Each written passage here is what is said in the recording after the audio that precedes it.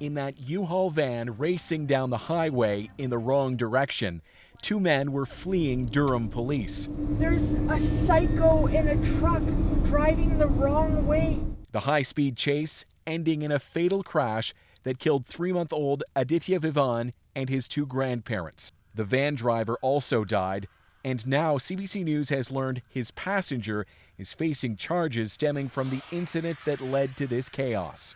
Newly obtained court records show Manpreet Gill is charged with a robbery at an LCBO liquor store, possession of up to $5,000 in stolen merchandise, and several counts related to breach of probation. He and the driver were both out on bail at the time of the crash. If he's out on bail, he shouldn't be out on bail. Multiple times, you shouldn't be out on bail. You continue to do the same thing. It was a close call for Tammy Savalas. She and her husband were traveling right next to that transport truck as it slammed into the van. He was coming right at us. That was my perspective. All I saw was headlights. And he was just flying. We didn't have any warning besides those westbound police. Investigators say it all started with a robbery at this liquor store. Here's what Ontario Provincial Police were told in radio communications that evening. Durham advising there was a male inside the LCBO. He tried to rob the store. He pulled a knife on an off-duty officer.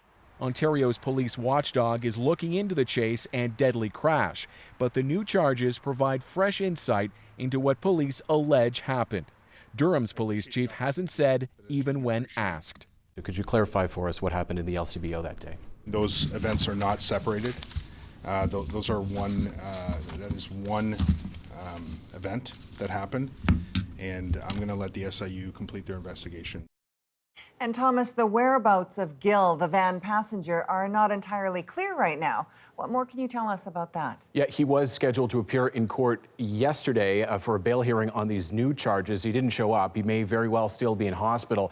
He was taken to hospital after that crash with serious injuries. His condition now is not known. And we also know from previous court records that in recent years he was charged with a series of offenses, including being in possession of a stolen vehicle and stealing from another liquor store in the Toronto area. He's again expected to appear in court in mid-June by video link on these new charges for bail. Erica.